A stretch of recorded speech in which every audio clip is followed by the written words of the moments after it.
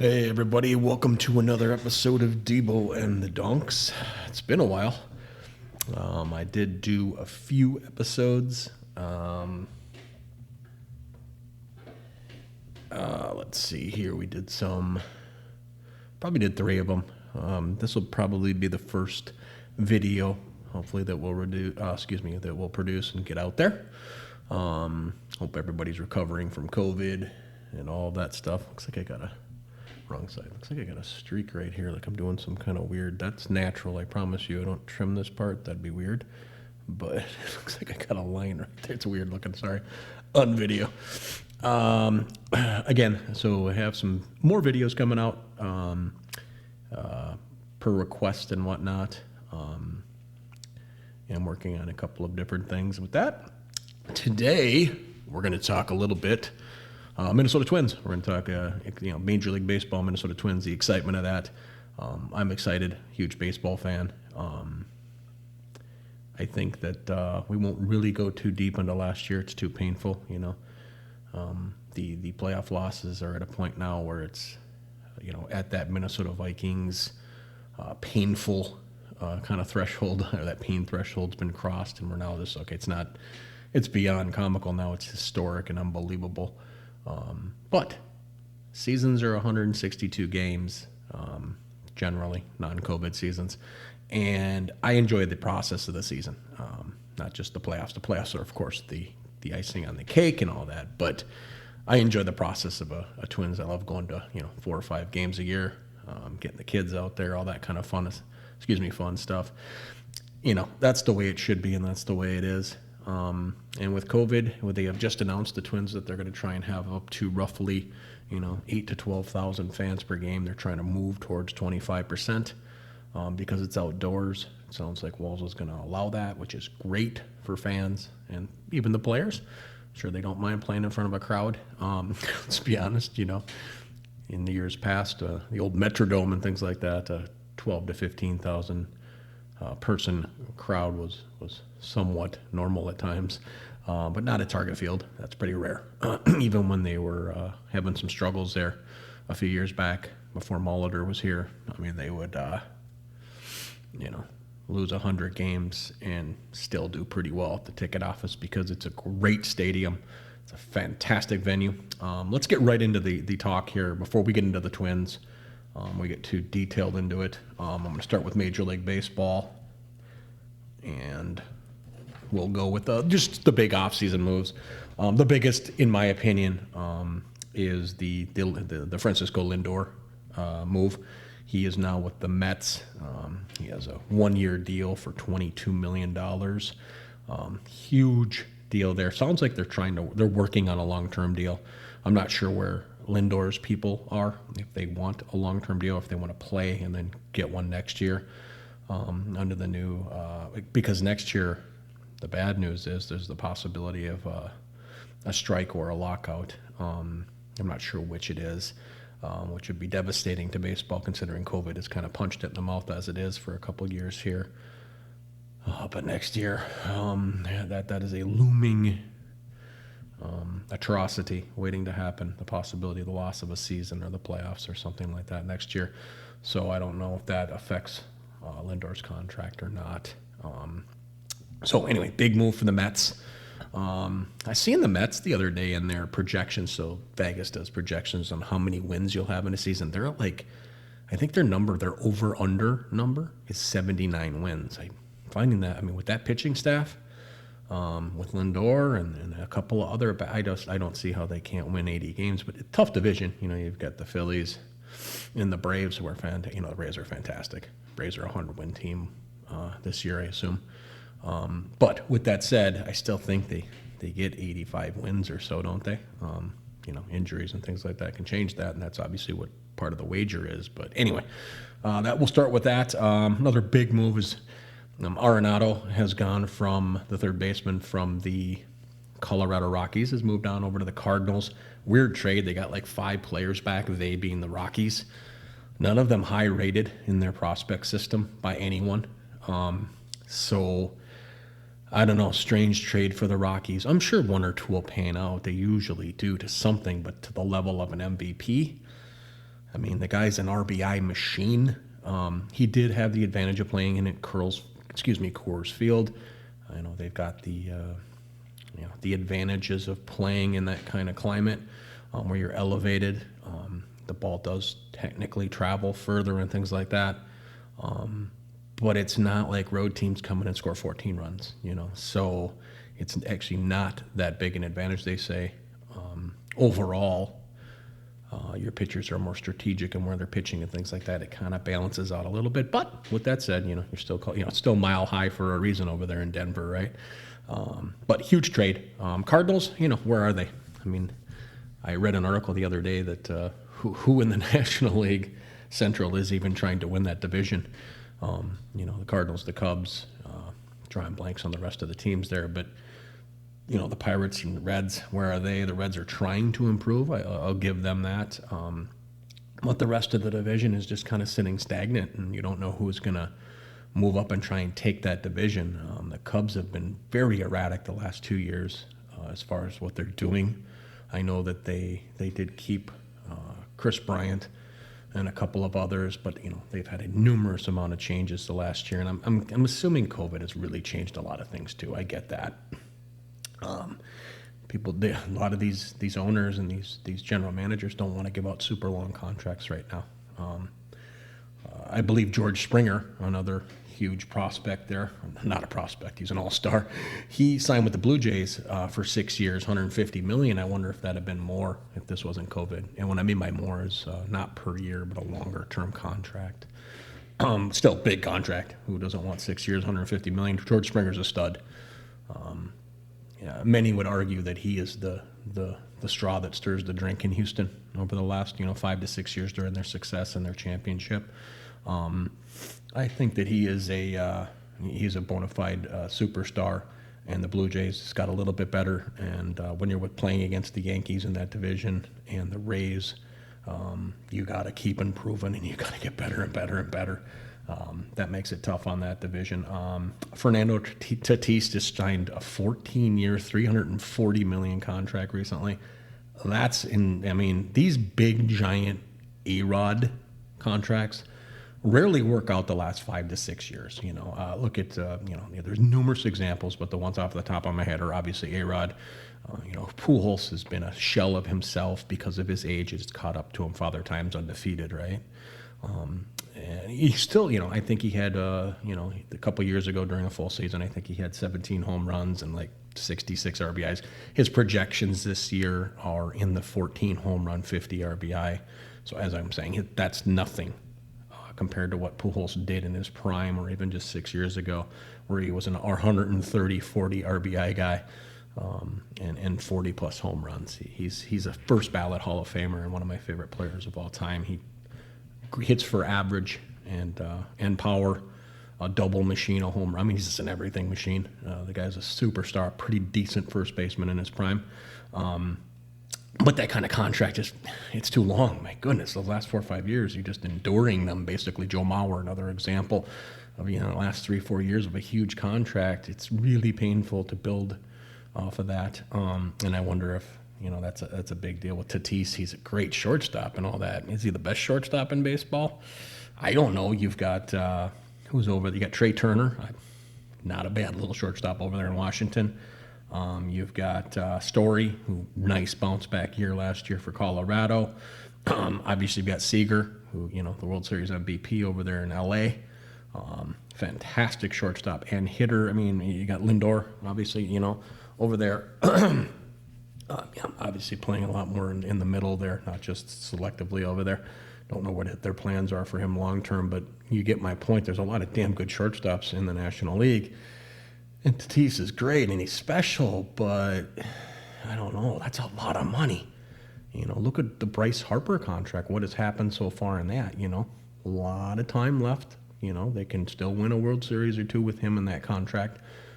Man, I don't know. We'll see. How do you survive financially having the Machado turn? They've got Manny Machado locked up for like 10 years and $300 million.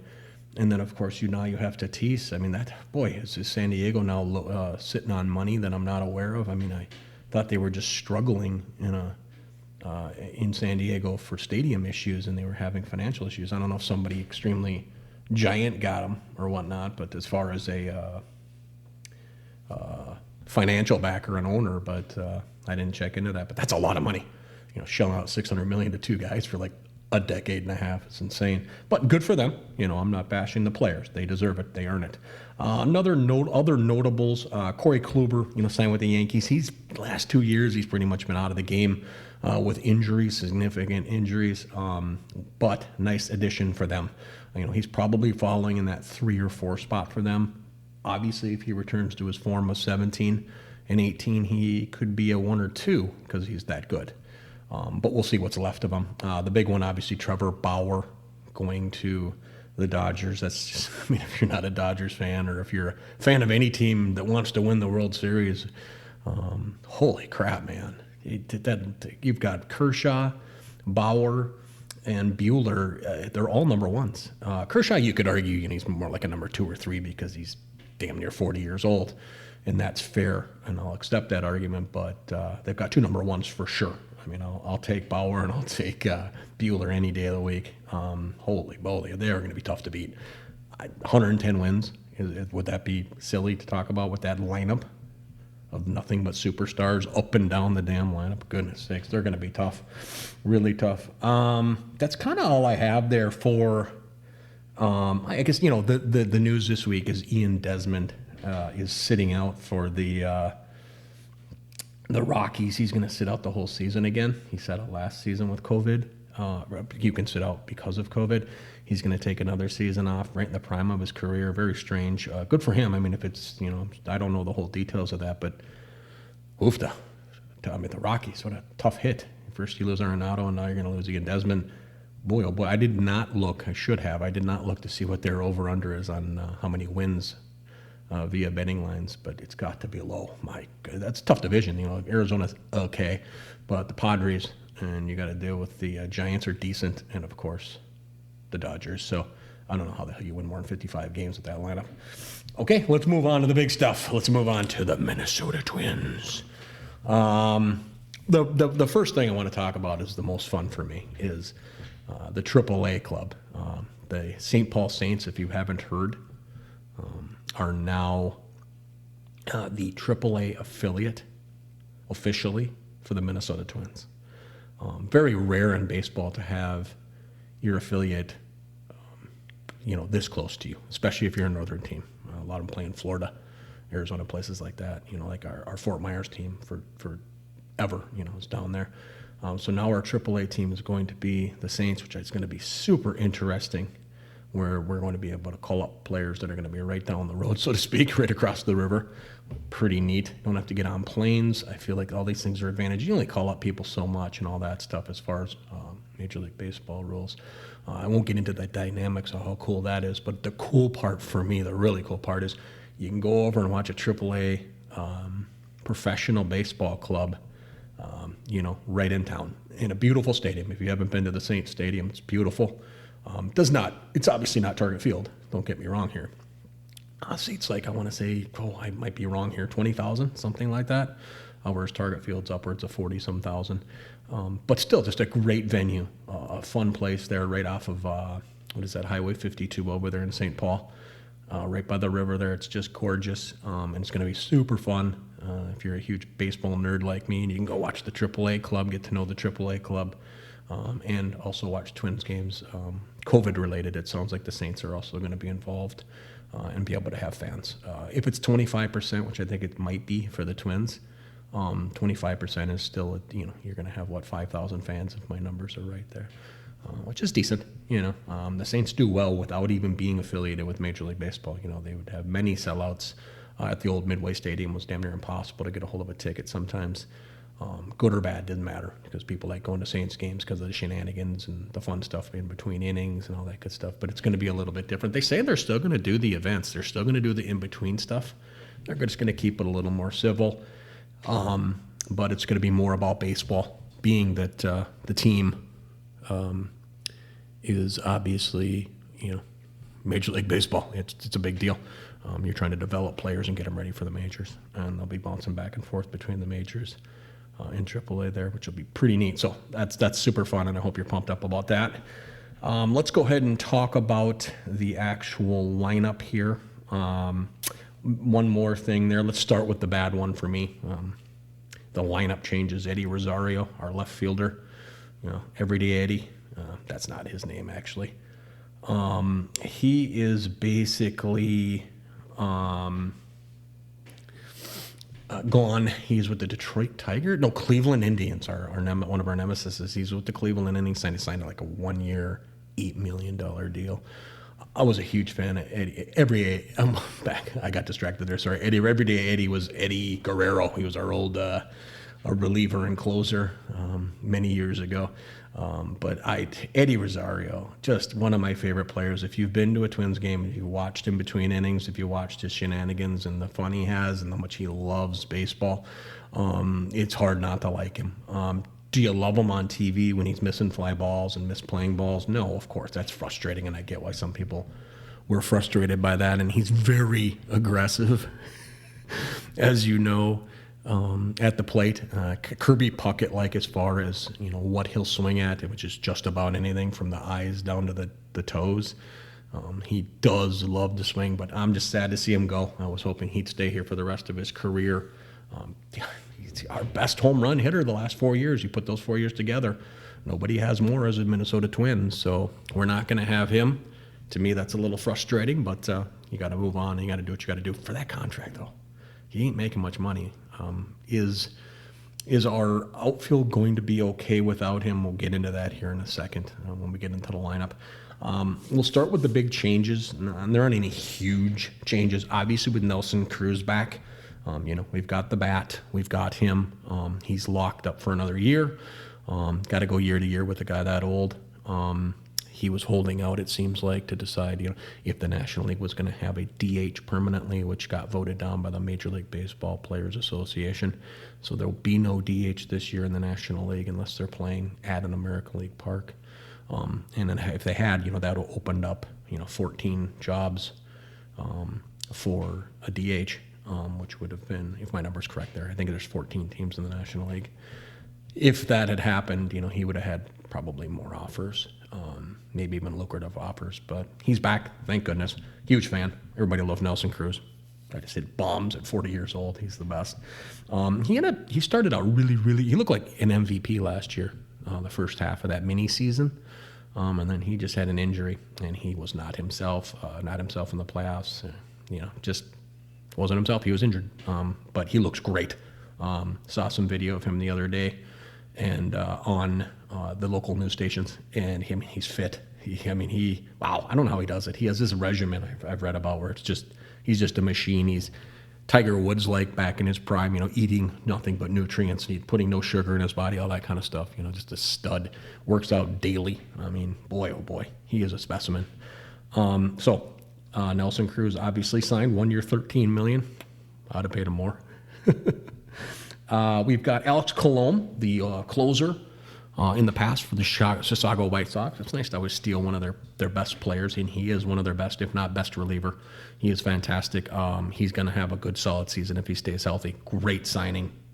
I believe they got him for 1 year.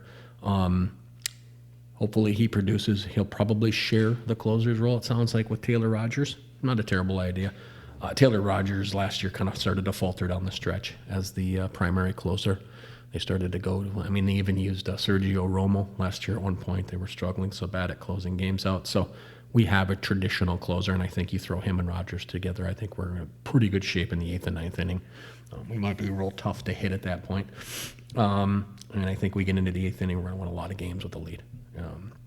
We shall see. We also have Sean Anderson. He's kind of like a starter reliever. He started in the past, and I think we brought him in for bullpen help. I could be incorrect on that, but with that said, I'm pretty sure he's going to be a bullpen guy. We shall see with him. We also signed Schumacher. I got it written down. Matt Schumacher.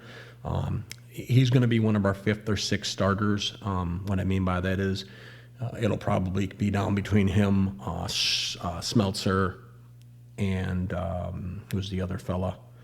I wrote it down. My apology. Oh, Randy Dobnik, who had a really good year last year.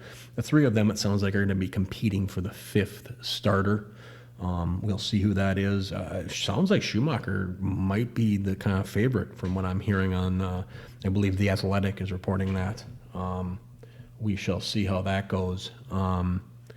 That kind of excites me a little bit there to have a pretty decent fifth guy, even though traditionally now they skip the fifth guy in baseball so often, but we'll see how that goes. So basically, let's start with the starting rotation. It looks like it's pretty etched in. It's going to be Jose Barrios, obviously your one or your two, Kenta Maeda. Maeda, fantastic season last year, Cy Young, couple of Cy Young votes, just a great season. I see Kenta Maeda being our number one, but we'll see if he can repeat what he did last year. I think he's 32 years old. Should be in the prime, should be a good, excellent pitcher for us this year. We'll see how that goes. They've got Michael Pineda back. Missed him most of last season because of, again, he had some drug issues as far as PEDs go. So there was some confusion about it. He took something that he thought he could, and it was a banned substance. But he's back, and hopefully he goes back to his 2019 routine, which is a pretty good season. And then we have J.A. Happ, who we signed from the Yankees. Pretty solid guy. He's a 4 ERA guy, but he'll chew up some innings. He's a pitcher. He's not a thrower. He ain't going to be throwing 98. But he'll chew up some innings. I imagine he'll be our number 4 guy unless he has a good start to the season. So those 4 are set up. And then, of course, the Dobnik, Smeltzer, and Schumacher will compete for that 5th and 6th spot. When I say 6th spot, I mean, generally speaking, they're with COVID, we can assume there'll be more double headers like last year. So you'll need more than 5 starters again if they choose to do the same thing they did last year.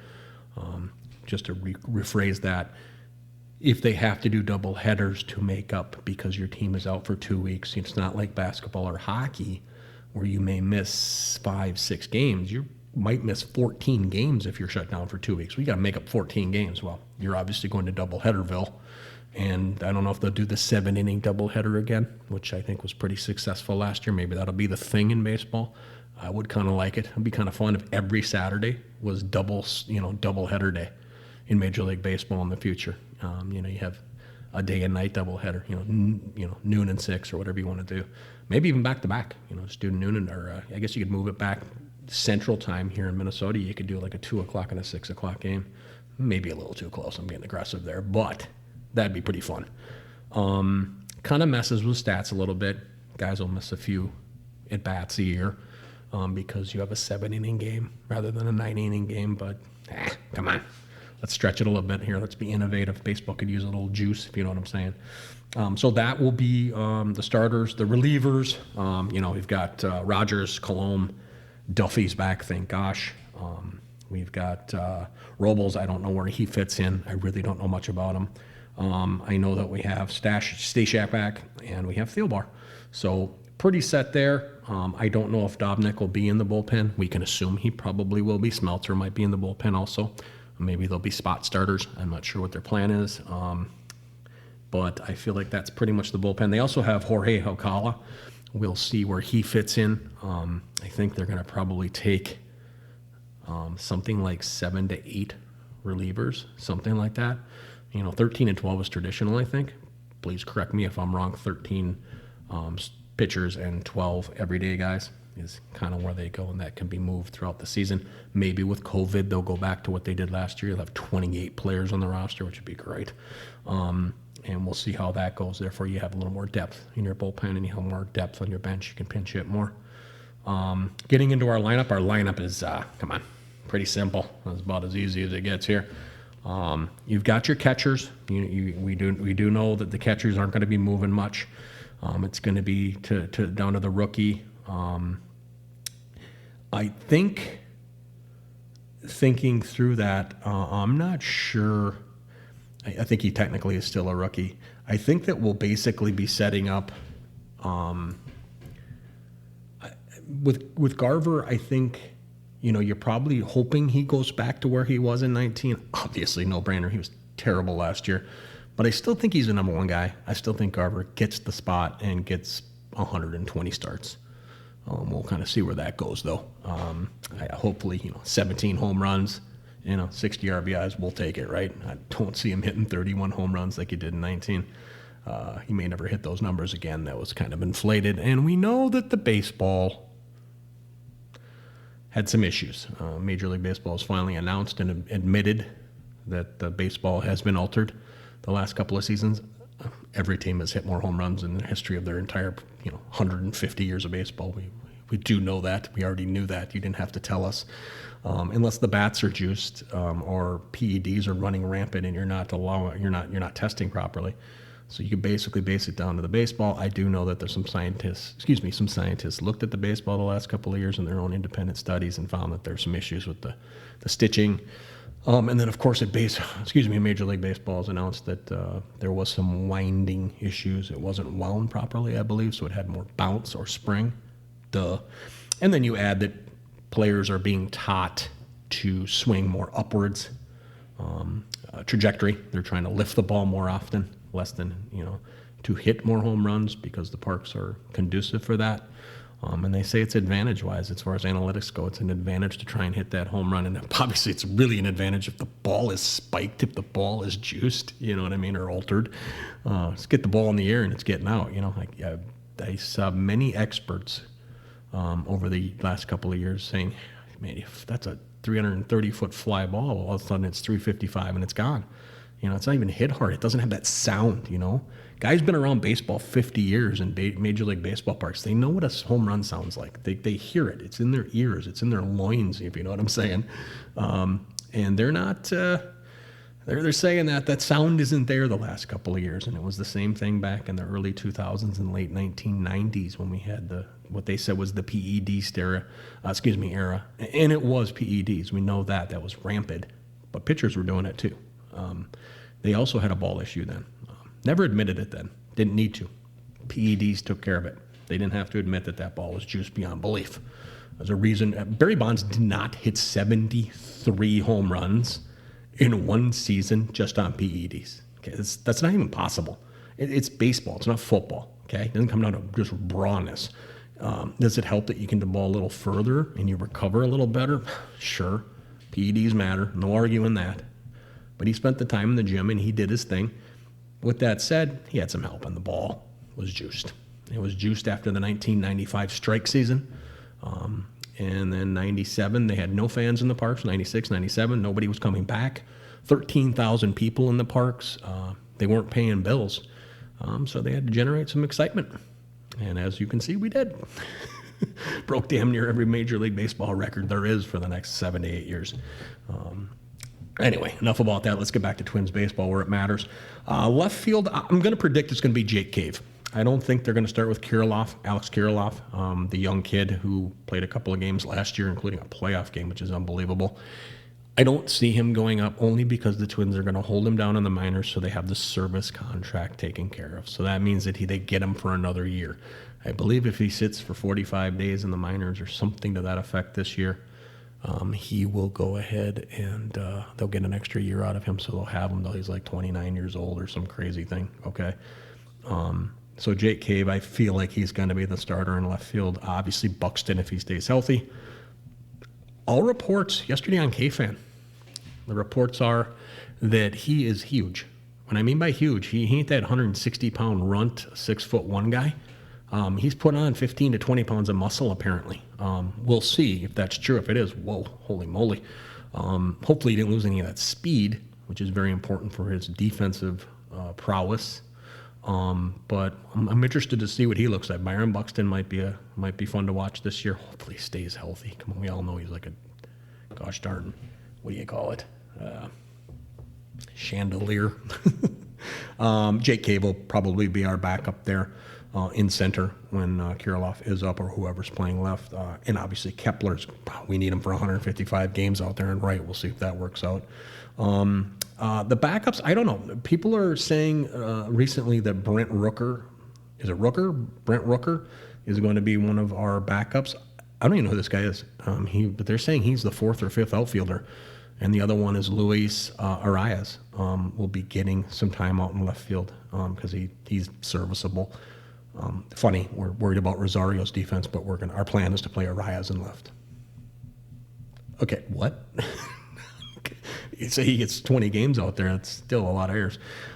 So that's kind of the outfield, if I understand it correctly. If I'm wrong about any of that, please don't be afraid to correct me in comments on YouTube or comments on Facebook page or Twitter page or wherever. But I believe that will be our outfield. Our infield's really simple, but not. We've got Donaldson at third. Again, Chandelier style. We need him in there. We need him staying solid. We need him being healthy. We need 145 games out of him. And if we do, he's one of the best third basemen defensively in baseball, and he can hit 25 to 30 home runs and produce. We'll see how that goes. I think shortstop, it looks like it's going to probably be Polanco, and I think Arias gets second base. Now, the guy from The Athletic and our local Minneapolis Star-Tribune guy is saying it's more likely Simmons and Andrelton Simmons, who we signed as shortstop, 1-year deal, not a big deal. He has been struggling the last couple of years after being, I believe, an All-Star 3 or 4 years ago. We got him from the Angels as a free agent, and apparently, according to all reports, he's one of the best shortstops defensively in baseball and can bat 240, 250, and if he can hit 6-8 home runs, I feel like they think that's enough. And what they're saying, Lavelli Neal is saying that he could be the shortstop and Polanco would move to second. Polanco's serviceable, obviously, at shortstop, not as good as he was before these injuries he had with his ankles the last couple of years, but I don't know if that's going to happen. I got to see that with my own eyes. We'll see during spring training over the next few weeks. They start their games next week, their exhibition games. We'll see what's going on there. That'll be closely watched. But either way, with those three up the middle, Polanco, Arias, and Simmons, they pretty set there. Arias can play third. I think he can play first, and he can play left. And then he can play second and short, obviously, too. So Arias is very valuable. I heard talk about him being traded, and I cringed. I'm like, he's one of the most professional batters in baseball. He takes 5 to 7 pitches darn near every at bat. He makes it tough on pitchers. He hits strikes. He takes walks. He's tough, and you want guys like that in the lineup. And he's decent defensively. He's not great, but he's decent. He's a pretty decent second baseman. And at first, Sano, obviously, hopefully he stays healthy. You're seeing the trend here, with Polanco, a little beat up. Donaldson obviously hardly ever finishes a season. Sano the last few years has struggled with injuries. Buxton is the worst of them all. And then you add all the starters that haven't been hurt and they're kind of due for injuries. It makes me apprehensive. We need to be deep. We need to have guys in the minors ready to go. And one of our infielders is not ready to go. Royce Lewis is out for a year or so, 9 months it sounds like. If you don't know who Royce Lewis is, he's our top prospect in the minors, shortstop / second baseman. And he's gone for a year with an I think it's an ACL injury to his knee. He had surgery the other day. Hopefully everything goes well for him, and we look for him in the future.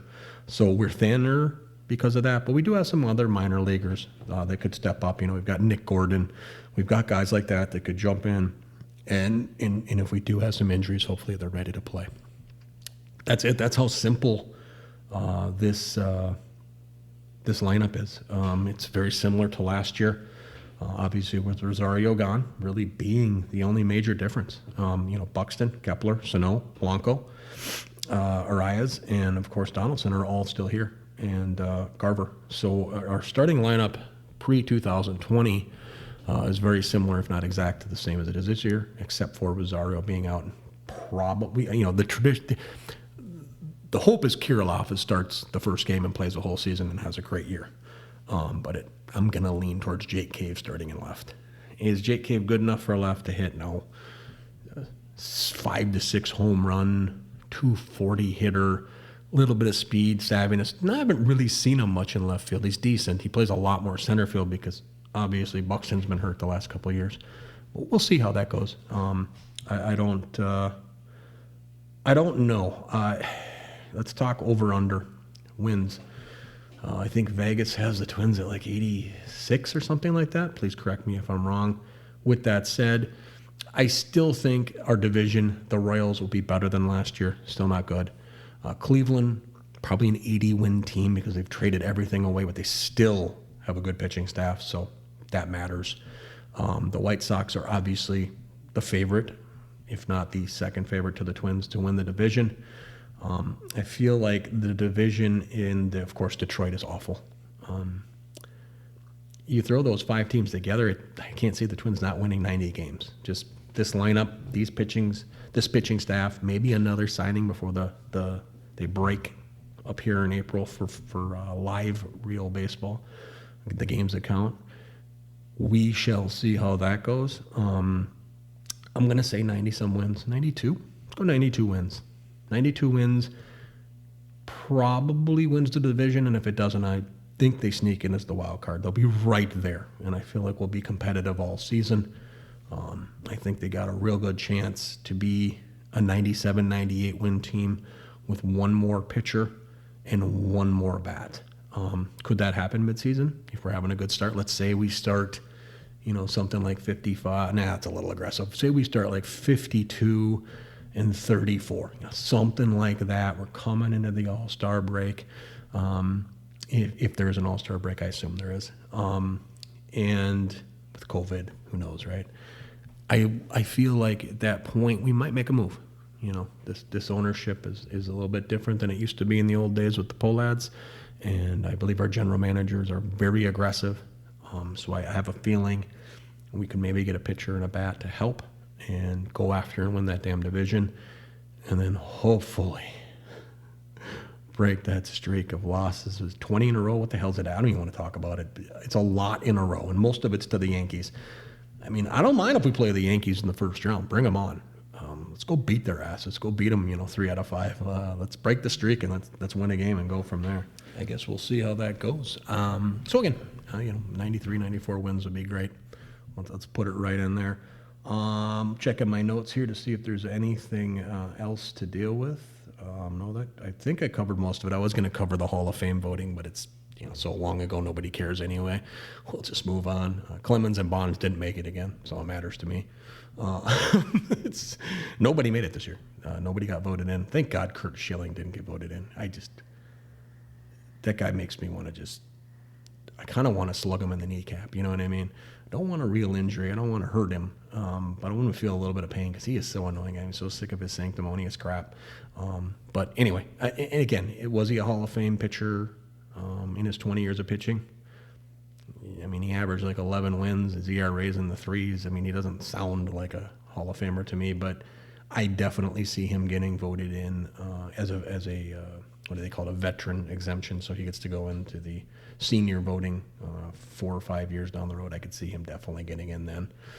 But I think he's burned too many bridges and he's pissed off too many writers and former and voters to get in now, even after he just about made it this year, just being like 10, 12 votes short or whatever he was. I think he burned the bridges with his comments after saying who cares about the Hall of Fame and all that kind of stuff. Just super juvenile. Obviously, he was butthurt, and he decided to act like a child, which he does a lot. That's kind of his thing. He acts like a child. Yeah, not a fan. Okay, with that said, this will do it for another episode of Deebo and The Donks.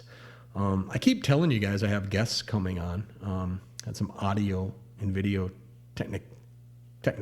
technical difficulties. Tough word there. Tough words. But yeah, we'll go from there when I figure that out. I did record an entire podcast with a guest who won't be named because we had the issues, and I'm not going to be able to get that guest back on due to scheduling issues. But that's okay. I've got some other ones scheduled who I'm excited about, and they'll be fun. I just got to make sure we have everything set up so that the audio and video. I did an entire video recording. It's a screen recording. We record on Skype, and none of the audio worked. It's just two talking heads with no volume. Super exciting for a podcast, right? All right, again, thanks everybody. Please share on YouTube, Facebook, Twitter, wherever you're watching this, Spotify, all the podcast areas. Please share it. Like it with your, if you don't mind, like it, share it, all that good stuff. I really appreciate it. Otherwise, have yourself a great day.